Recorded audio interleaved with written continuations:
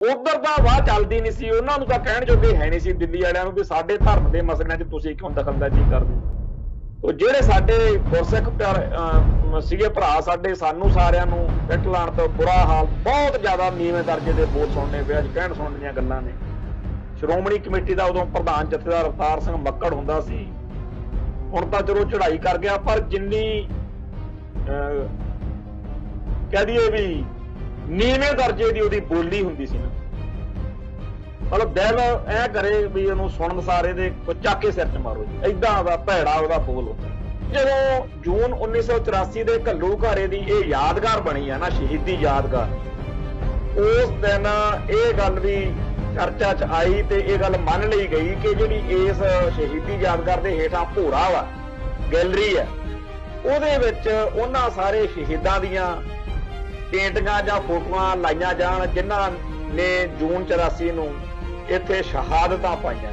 ਅੱਜ ਅਖਬਾਰਾਂ 'ਚ ਤੁਸੀਂ ਪੜ੍ਹਿਆ, ਸਾਰੀ ਗੱਲ ਚਰਚਾ 'ਚ ਆਈ ਆ ਕਿ 4-5 ਸਾਲ ਤੋਂ ਹੁਣ ਇਹ ਮਾਮਲਾ ਕਿ ਉੱਥੇ ਸ਼ਹੀਦੀ ਗੈਲਰੀ ਆ ਜਿਹੜੀ, ਉਹਦੇ ਵਿੱਚ ਜਿਹੜੀਆਂ ਫੋਟੋਆਂ ਜਾਂ ਪੇਂਟਿੰਗਾਂ ਲਾਉਣੀਆਂ ਸੀ ਸ਼ਹੀਦਾਂ ਦੀਆਂ, ਵੀ ਉਹ ਚੀਜ਼ ਹੁਣ ਪਿੱਛੇ ਪੈ ਗਈ ਆ, ਵੀ ਉਹਦੀ ਕੋਈ ਚਰਚਾ ਨਹੀਂ ਹੋ ਰਹੀ। ਮਾਈਆਂ ਅਕਸਰ ਜਾਂ ਬਾਹਰ ਗਏ ਹੋਏ ਜਿਹੜੇ ਉਹਨਾਂ ਦੇ ਪਰਿਵਾਰਕ ਰਿਸ਼ਤੇਦਾਰ ਨੇ, ਉਹ ਫੋਨ ਕਰਕੇ ਕਹਿੰਦੇ ਨੇ ਕਿ ਸਾਡੇ ਸਿੰਘਾਂ ਦੀਆਂ ਫੋਟੋਆਂ ਕਦੋਂ ਲੱਗਣੀਆਂ, ਤੇ ਉਦੋਂ ਬੜਾ ਮਹਿਸੂਸ ਹੁੰਦਾ ਹੈਗਾ ਕਿ ਇਹਨਾਂ ਨੂੰ ਮੈਂ ਕਿਹੜੀ ਡੇਟ ਕਿਹੜੀ ਗੱਲ ਦੱਸਦੇ ਆ।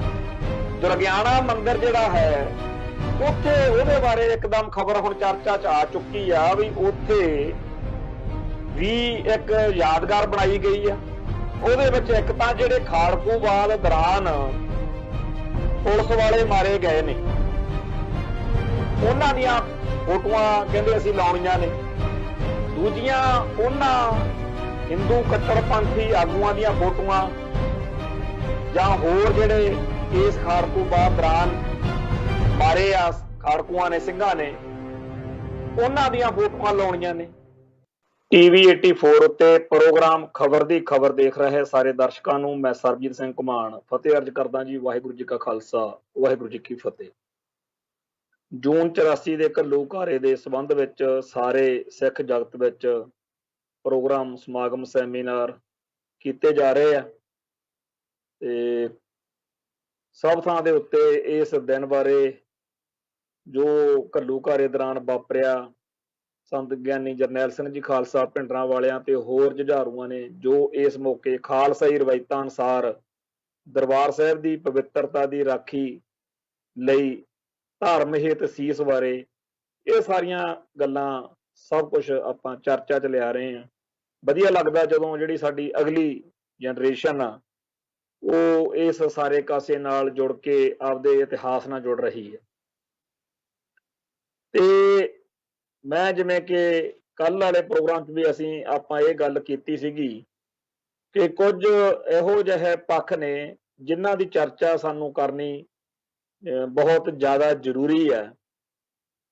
ਕੱਲ ਵੀ ਆਪਾਂ ਇਸ ਪ੍ਰੋਗਰਾਮ ਦੇ ਵਿੱਚ ਇਹ ਚਰਚਾ ਕੀਤੀ ਸੀ ਕਿ ਕਿਵੇਂ ਸਾਡੀ ਕੌਮ ਦੇ ਵਿੱਚ ਇਹੋ ਜਿਹੇ ਲੋਕ ਬਣ ਗਏ ਆ, ਬਣਾ ਦਿੱਤੇ ਗਏ ਆ, ਕਿਵੇਂ ਉਹਨਾਂ ਦੀ ਮਨੋਬਿਰਤੀ, ਮਨੋ ਅਵਸਥਾ ਇਹੋ ਜਿਹੀ ਬਣਾ ਦਿੱਤੀ ਆ ਕਿ ਉਹਨਾਂ ਨੂੰ ਆਪਦੇ ਹੀ ਧਰਮ ਅਸਥਾਨਾਂ ਦੇ ਉੱਤੇ ਬੰਬਾਰਮੈਂਟ ਕਰਨ ਦੇ ਵਿੱਚ ਕੋਈ ਝਿਜਕ ਨਹੀਂ ਮਹਿਸੂਸ ਹੋਈ।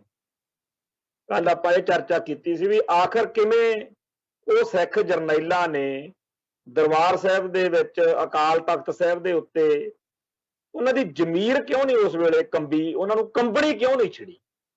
ਆਖਰ ਉਹ ਸਿੱਖਾਂ ਦੇ ਘਰੇ ਜੰਮੇ ਸੀ, ਸਿੱਖ ਪਰਿਵਾਰਾਂ ਦੇ ਵਿੱਚ ਬਚਪਨ 'ਚ ਸਾਰੇ ਸਰੋਕਾਰ ਗੁਰੂ ਗ੍ਰੰਥ ਸਾਹਿਬ, ਦਰਬਾਰ ਸਾਹਿਬ, ਅਕਸਰ ਹੀ ਜਦੋਂ ਕੋਈ ਫੌਜ 'ਚੋਂ ਆਉਂਦਾ ਨਾ ਉਹਦਾ ਜੀਅ ਕਰਦਾ ਹੁੰਦਾ ਵੀ ਦਰਬਾਰ ਸਾਹਿਬ ਮੱਥਾ ਟੇਕ ਕੇ ਆਉਣਾ, ਛੁੱਟੀ ਆਏ।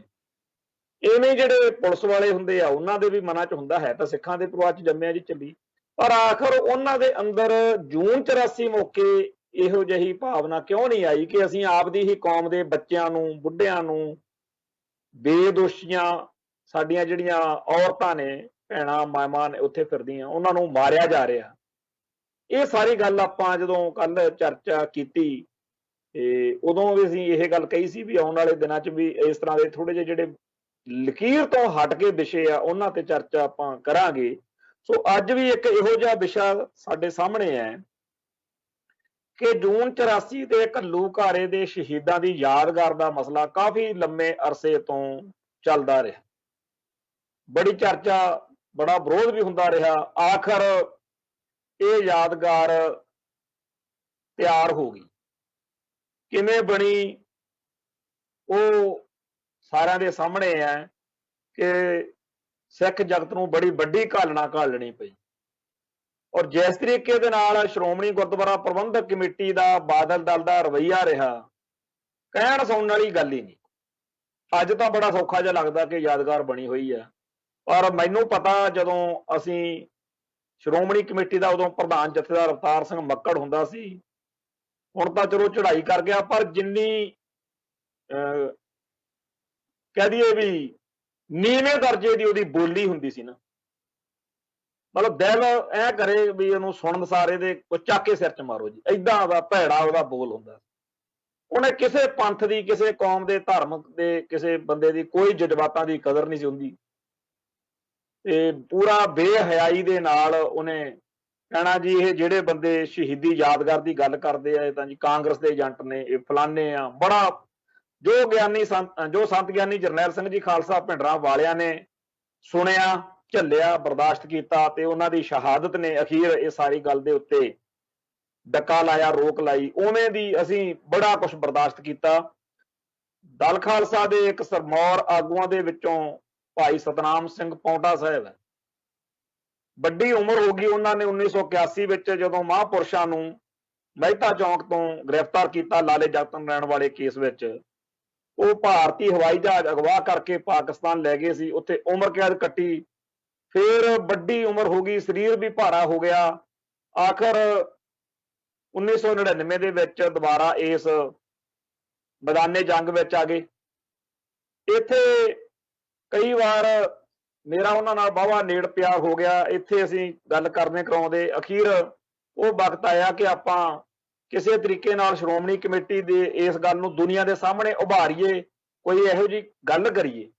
ਤਾਂ ਇਹ ਬਣਾ ਲਿਆ ਵੀ ਆਪਾਂ ਦਰਬਾਰ ਸਾਹਿਬ ਦੇ ਬਾਹਰਲੇ ਪਾਸੇ ਜਿੱਥੇ ਗੁਰੂ ਅਰਜਨ ਦੇਵ ਨਿਵਾਸ ਆ, ਉਧਰਲੇ ਪਾਸੇ ਇਹਨਾਂ ਦਰੀਆਂ ਵਿਛਾ ਕੇ ਉੱਥੇ ਬਹਿ ਜਾਂਦੇ ਆ, ਤੇ ਮੈਂ ਉਹਨੇ ਦਿਨ ਕੋਈ ਅੰਨ ਜਲ ਨਹੀਂ ਛਕੂੰਗਾ, ਵੀ ਮੈਂ ਭੁੱਖ ਹੜਤਾਲ ਨਹੀਂ ਇਹਨੂੰ ਕਹਿਣਾ ਹੈਗਾ, ਭਾਈ ਸਤਨਾਮ ਸਿੰਘ ਜੀ ਕਹਿੰਦੇ, ਪਰ ਮੈਂ ਇਹ ਉੱਥੇ ਬੈਠ ਕੇ ਸਾਰੀ ਜਿਹੜੀ ਦੁਨੀਆ ਦਾ ਧਿਆਨ ਜਾਊਗਾ ਵੀ ਇਹ ਬੰਦੇ ਬੈਠੇ ਆ, ਇੱਕ ਬੰਦਾ ਇਸ ਤਰ੍ਹਾਂ ਹੈ ਜਿਹੜਾ ਅੰਨ ਜਲ ਨਹੀਂ ਛਕ ਰਿਹਾ 72 ਘੰਟੇ, ਮਤਲਬ ਕਿ ਦੁਨੀਆ ਦਾ ਧਿਆਨ ਜਾਵੇ ਵੀ ਇਹ ਲੋਕ ਇੱਥੇ ਸ਼ਹੀਦੀ ਯਾਦਗਾਰ, ਜਿਹੜਾ ਕਿ ਮਤਾ ਪਾਇਆ ਹੋਇਆ ਅਕਾਲ ਤਖਤ ਸਾਹਿਬ ਤੋਂ ਡਾਇਰੈਕਸ਼ਨ ਹੋ ਚੁੱਕੀ ਆ, ਸ਼੍ਰੋਮਣੀ ਕਮੇਟੀ ਦਾ ਮਤਾ ਪਾਇਆ ਹੋਇਆ, ਪਰ ਆਕੜੇ ਬੈਠੇ ਆ ਵੀ ਨਹੀਂ ਅਸੀਂ ਬਣਾਉਣੀ।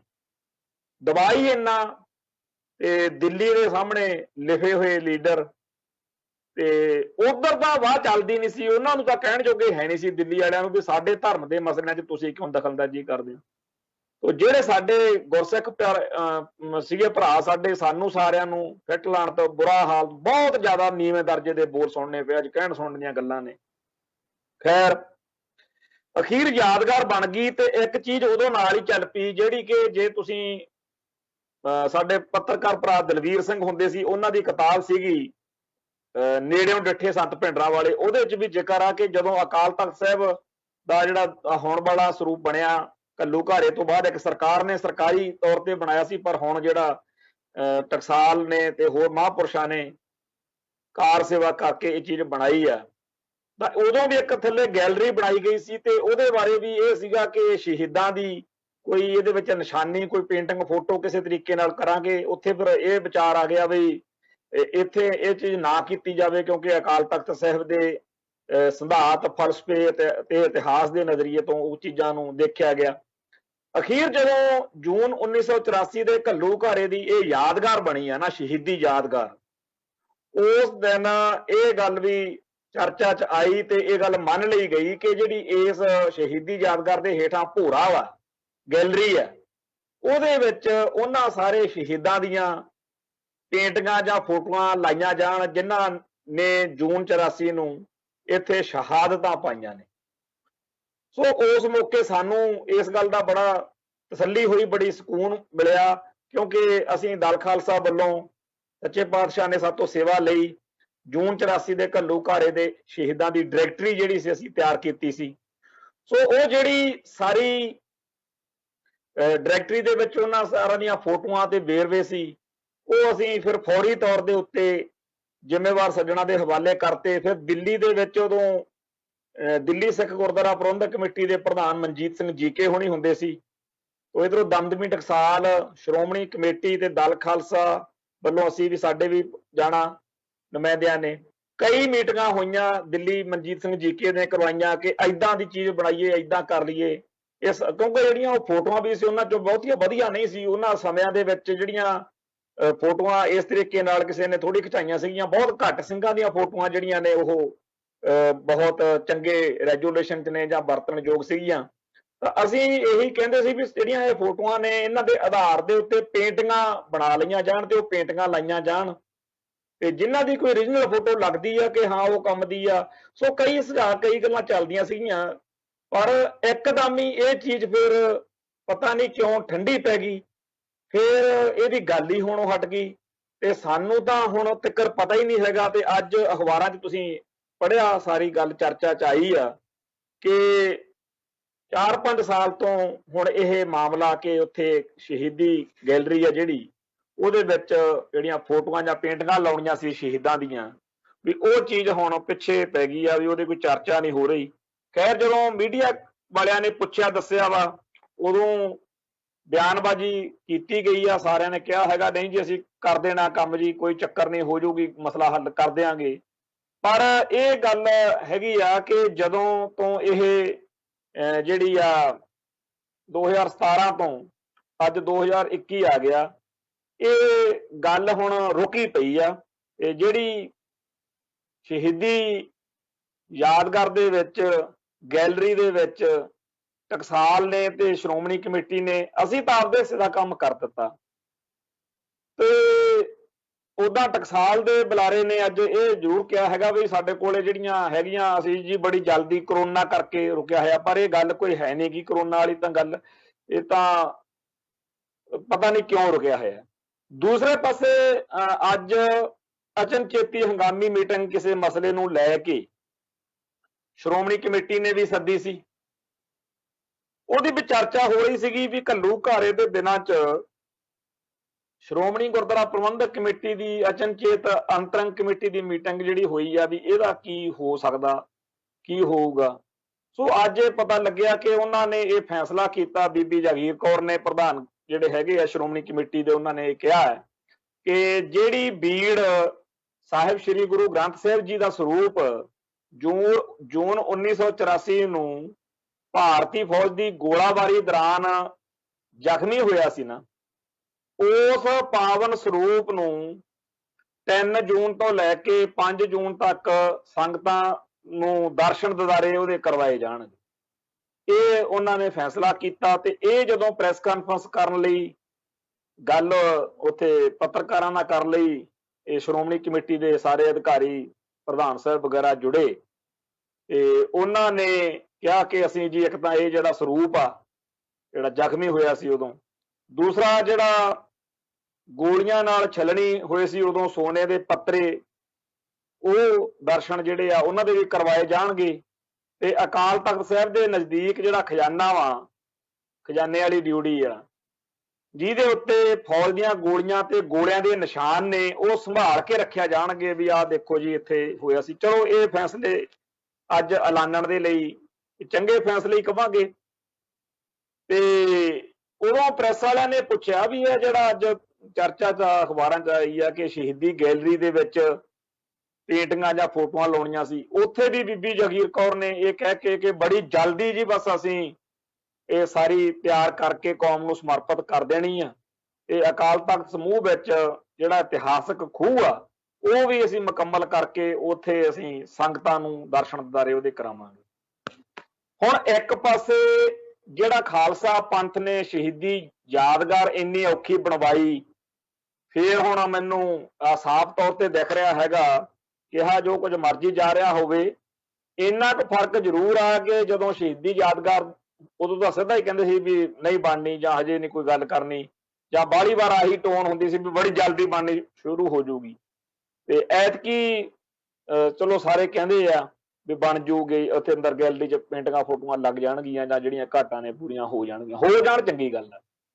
ਪਰ 4-5 ਸਾਲ ਹੋ ਗਏ ਜਿੱਥੇ ਇਹ ਸ਼ਹੀਦੀ ਯਾਦਗਾਰ ਤੋਂ ਬਾਅਦ ਵਿੱਚ ਜਿਹੜਾ ਅਗਲਾ ਕੰਮ ਚੱਲਣਾ ਸੀ ਵੀ ਸ਼ਹੀਦੀ ਗੈਲਰੀ ਦੇ ਵਿੱਚ ਉਹਨਾਂ ਸ਼ਹੀਦਾਂ ਦੀਆਂ ਪੇਂਟਿੰਗਾਂ ਜਾਂ ਹੋਰ ਸੰਬੰਧਿਤ ਚੀਜ਼ਾਂ ਰੱਖਣ ਦਾ ਵਿਚਾਰ ਸੀ ਕਿ ਕੋਈ ਸੰਤ ਗਿਆਨੀ ਜਰਨੈਲ ਸਿੰਘ ਖਾਲਸਾ ਭਿੰਡਰਾਂ ਵਾਲਿਆਂ ਨਾਲ ਸੰਬੰਧਿਤ ਚੀਜ਼ਾਂ ਜਾਂ ਕੁਝ ਹੋਰ ਜਿਹੜੀਆਂ ਹੈ ਉਹ ਗੱਲਾਂ ਰੱਖੀਆਂ ਜਾਣ।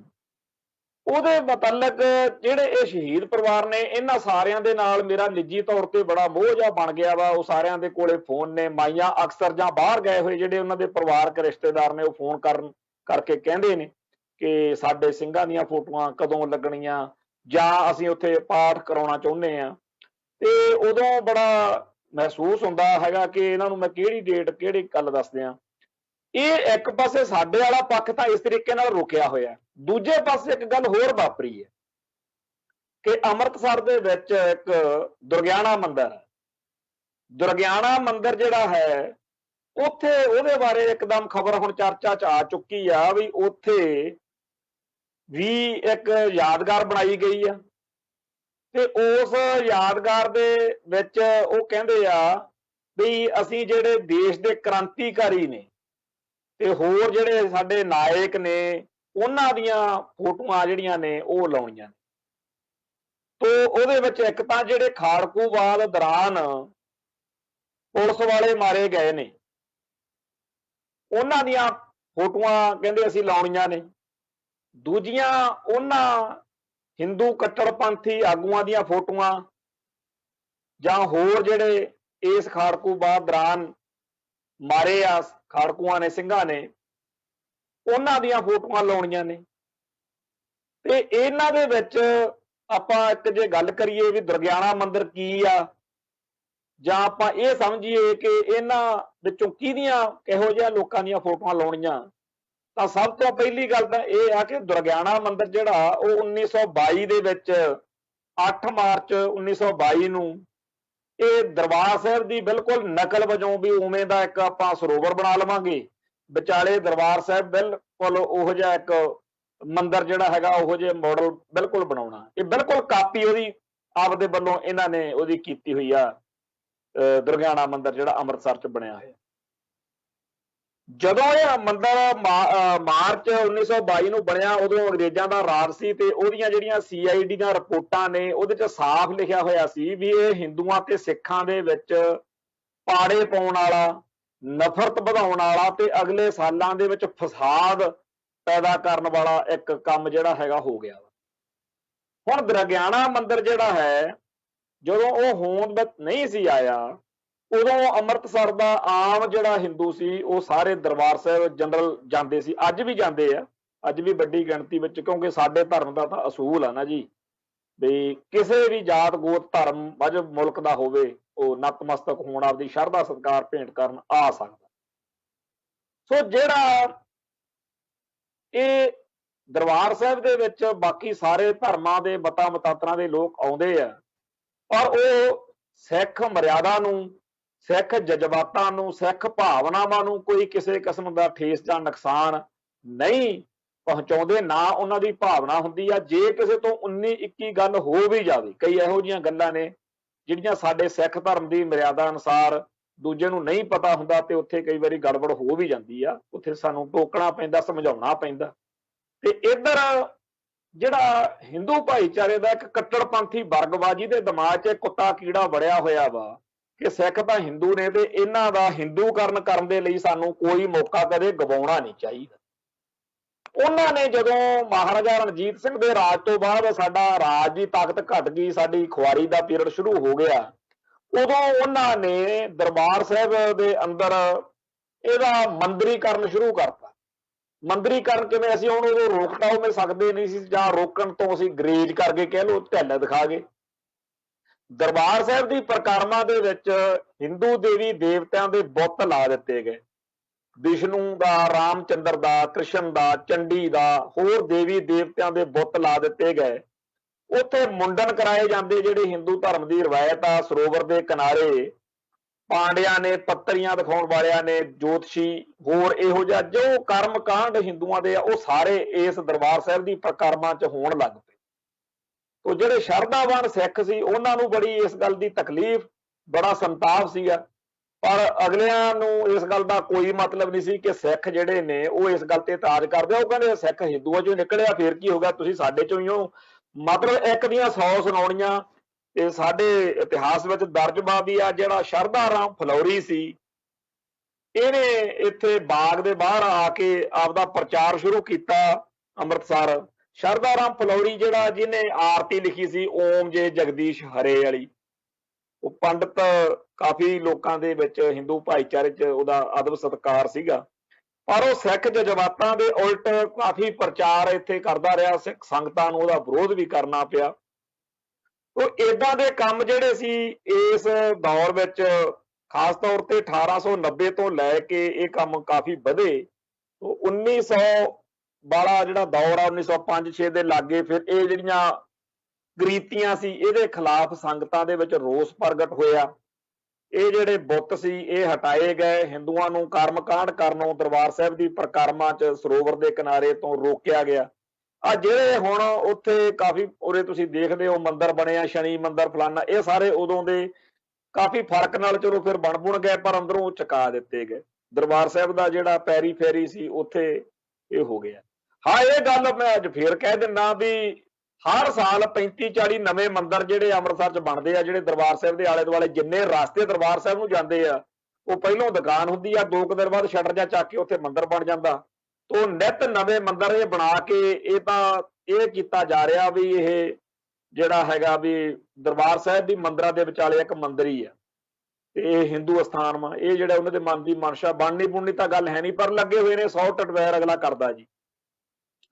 ਸੋ ਜਿਹੜਾ ਉਦੋਂ ਬੁੱਤ ਪ੍ਰਸਤੀ ਦੇ ਖਿਲਾਫ ਜਾਂ ਕਰਮ ਕਾਂਡਾਂ ਦੇ ਖਿਲਾਫ ਸਿੱਖਾਂ ਦੇ ਵਿੱਚ ਇੱਕ ਆਈ ਨਾ ਲਹਿਰ, ਉਹਦੇ ਤੋਂ ਇਹ ਹਿੰਦੂ ਭਾਈਚਾਰੇ ਨੂੰ ਹੋਣਾ ਤਾਂ ਇਹ ਚਾਹੀਦਾ ਸੀ ਆ ਵੀ ਜਦੋਂ ਇਹਨਾਂ ਦਾ ਧਰਮ ਆ, ਇਹਨਾਂ ਦੇ ਧਰਮ ਦੇ ਵਿੱਚ ਬੁੱਤ ਪ੍ਰਸਤੀ ਹੈ ਨਹੀਂ ਗੀ, ਤੇ ਅਸੀਂ ਕਾਹਨੂੰ ਸਿਆਪਾ ਪਾਉਂਦੇ ਆ। ਅਸੀਂ ਇਹਨਾਂ ਦੇ ਧਰਮ ਦੇ ਸਥਾਨ ਦੇ ਉੱਤੇ ਆ ਕੇ ਚਲੋ ਜਿੰਨਾ ਟਾਈਮ ਅਗਲਿਆਂ ਨੇ ਸਾਨੂੰ ਝੱਲ ਲਿਆ, ਸਾਨੂੰ ਨਹੀਂ ਰੋਕਿਆ, ਸਰੋਵਰ ਦੇ ਕੰਢੇ ਬੈਠ ਕੇ ਕੰਮ ਕਰਨ ਤੋਂ ਚੱਲ ਗਿਆ, ਹੁਣ ਸਾਨੂੰ ਨਹੀਂ ਇਹ ਗੱਲ ਕਰਨੀ ਚਾਹੀਦੀ। ਪਰ ਇਹਨਾਂ ਨੇ ਪੁੱਠਾ ਚੱਜ ਫੜਿਆ। ਇਹਨਾਂ ਨੇ ਕਿਹਾ ਵੀ ਅਸੀਂ ਫਿਰ ਮੁਕਾਬਲੇ ਉੱਤੇ ਆਪਦਾ ਬਣਾਉਂਦੇ ਹਾਂ। ਤੋਂ ਦੁਰਗਿਆਣਾ ਮੰਦਿਰ ਏਦਾਂ ਇੱਕ ਨਫ਼ਰਤ ਵਿੱਚੋਂ, ਵਿਰੋਧ ਵਿੱਚੋਂ ਪ੍ਰਗਟ ਹੋਇਆ, ਜਿਹੜਾ ਕਿ ਦਰਬਾਰ ਸਾਹਿਬ ਵਰਗਾ ਇੱਕ ਮਾਡਲ ਉੱਥੇ ਬਣਾ ਲਿਆ ਤੇ ਉੱਥੇ ਇਹਨਾਂ ਨੇ ਆਪਦਾ ਚਲੋ ਜੋ ਵੀ ਧਰਮ ਕਰਮਾ ਹਰੇਕ ਦਾ ਜੀ ਕਰਨ ਦਾ ਅਗਲੇ ਨੂੰ ਹੱਕ ਵਾ, ਚੰਗੀ ਗੱਲ ਆ ਜੀ ਜੇ ਬਣਾ ਲਿਆ, ਪਰ ਬਣਾਇਆ ਨਫ਼ਰਤ ਚੋਂ ਆ ਤੇ ਬਣਾਇਆ ਉਹ ਵਿਰੋਧ ਚੋਂ ਆ ਤੇ ਬਣਾਇਆ ਉਹ ਦਰਬਾਰ ਸਾਹਿਬ ਵਰਗਾ ਬਿਲਕੁਲ ਆ। ਏਦਾਂ ਤਾਂ ਚਲੋ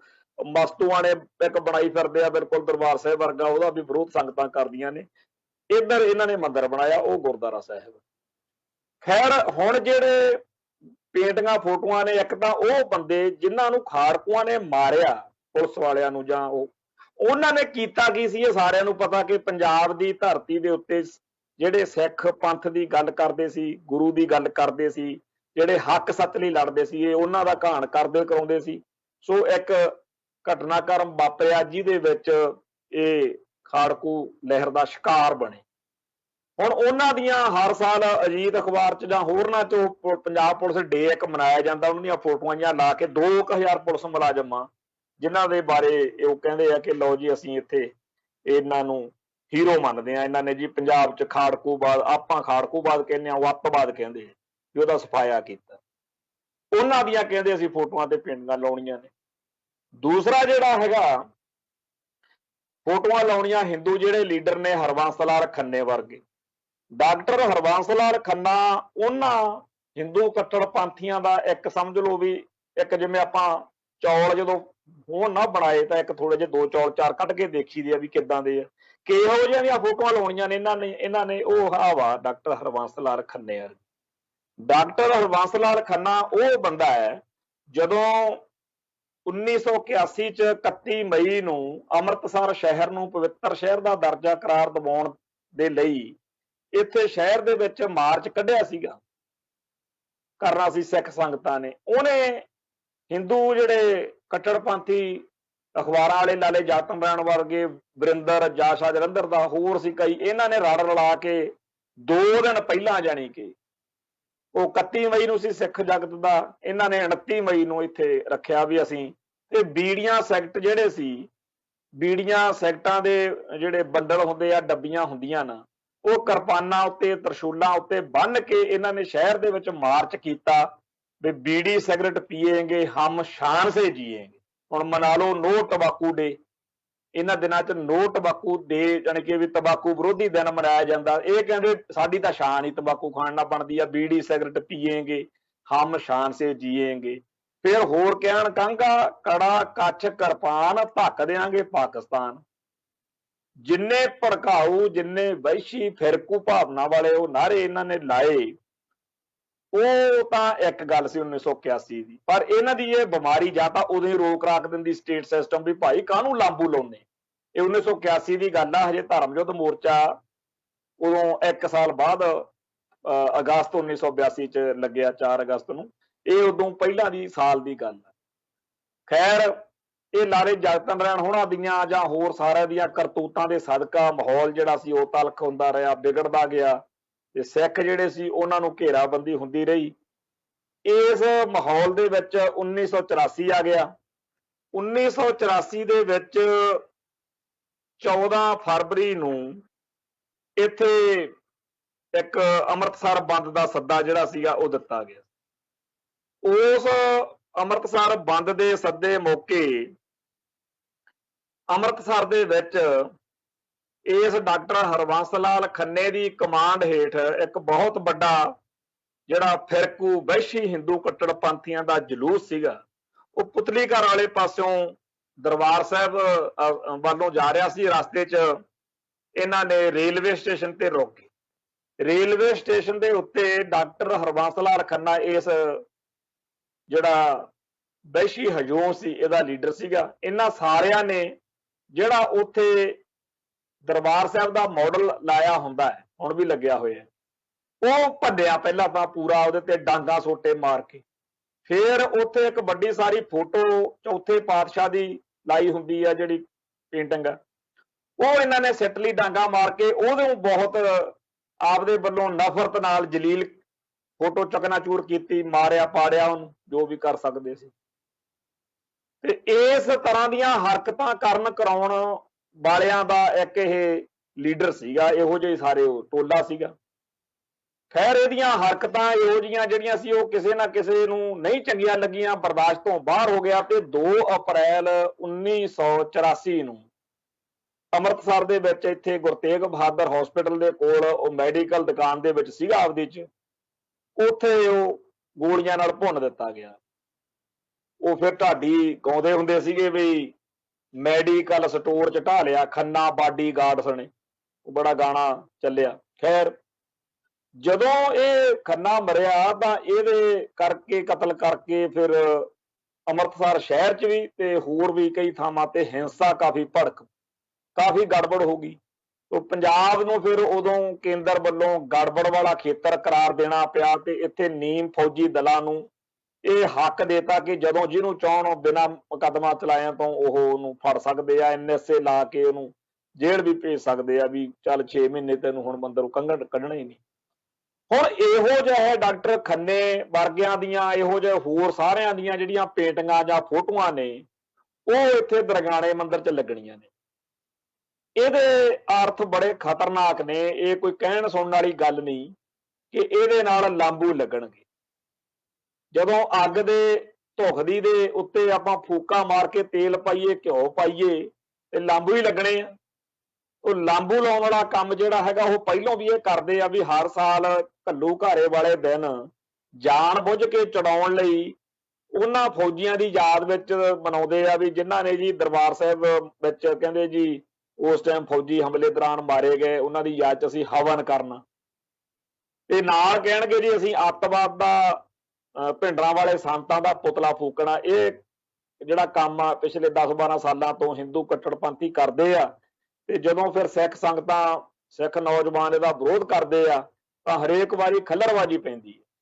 ਸੋ ਇਸ ਮਾਹੌਲ ਦੇ ਵਿੱਚ ਜਿਹੜਾ ਜਾਪਦਾ ਇਹ ਹੈਗਾ ਕਿ ਹੁਣ ਆਉਣ ਵਾਲੇ ਸਮੇਂ ਦੇ ਵਿੱਚ ਦਰਗਿਆਣਾ ਮੰਦਿਰ ਜਿਹੜਾ ਹੈ ਉਹ ਹਿੰਦੂ ਕੱਟੜਪੰਥੀਆਂ ਦੀਆਂ ਸਰਗਰਮੀਆਂ ਦਾ ਕੇਂਦਰ ਵਜੋਂ ਉਭਾਰਿਆ ਜਾਊਗਾ ਤੇ ਇਹ ਜਿਹੜੀ ਸ਼ਹੀਦੀ ਯਾਦਗਾਰ ਦੇ ਵਿੱਚ ਸਿੱਖਾਂ ਦੀਆਂ ਫੋਟੋਆਂ ਨਹੀਂ ਲੱਗੀਆਂ ਉਹਦੇ ਨਾਲ ਕੋਈ ਨਾ ਕੋਈ ਇਸ ਗੱਲ ਦਾ ਕਨੈਕਸ਼ਨ ਮੈਨੂੰ ਦਿਖਦਾ ਹੈ।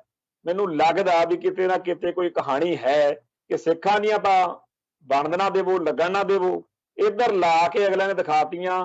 3-4 ਮਹੀਨੇ ਹੋ ਗਏ, ਹੁਣ ਕਿਸੇ ਵੀ ਦਿਨ ਇਹਦਾ ਉਦਘਾਟਨ ਜਿਹੜਾ ਹੈਗਾ ਉਹਨਾਂ ਨੇ ਕਰਨਾ ਤੇ ਇਹ ਪੰਜਾਬ ਦੇ ਵਿੱਚ ਫਿਰਕੂ ਲਾਂਬੂ ਲਾਉਣ ਦੀ ਇੱਕ ਤਰੀਕੇ ਨਾਲ ਦੁਬਾਰਾ ਤਿਆਰੀ ਹੈ।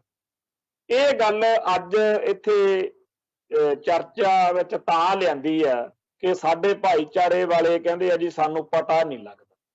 ਤੋ ਅੱਜ ਅਸੀਂ ਤੁਹਾਨੂੰ ਸਮਾਂ ਰਹਿੰਦੇ ਦੱਸਦਾ ਕਿ ਭਾਈ ਸਿੱਖਾਂ ਦੀਆਂ ਸ਼ਹੀਦੀ ਯਾਦਗਾਰ ਪਹਿਲੋਂ ਬੜੀ ਔਖੀ ਬਣਾਈ ਤੇ ਜਦੋਂ ਬਣ ਗਈ ਉਹਦੇ ਚ ਗੈਲਰੀ ਦੇ ਵਿੱਚ ਪੇਂਟਿੰਗਾਂ ਫੋਟੋਆਂ ਲਾਉਣੀਆਂ ਸੀ, ਉਹ ਝੱਜੂ ਪਾਤਾ ਕਿਸੇ ਨਾ ਕਿਸੇ ਤਰੀਕੇ ਨਾਲ ਉਹਨੂੰ ਰੋਕੀ ਰੱਖਿਆ ਤੇ ਇੱਧਰ ਦੁਰਗਿਆਣਾ ਮੰਦਿਰ ਜਿਹੜਾ ਦਰਬਾਰ ਸਾਹਿਬ ਦੇ ਮੁਕਾਬਲੇ ਤੇ ਬਣਾਇਆ ਉਹਦੇ ਵਿੱਚ ਉਹਨਾਂ ਨੇ ਕੰਪਲੀਟ ਕਰ ਦਿੱਤਾ ਕੰਮ ਤੇ ਸਿੱਖਾਂ ਨੂੰ ਚੜਾਉਣ ਜੋਗੇ ਹੋ ਗਏ।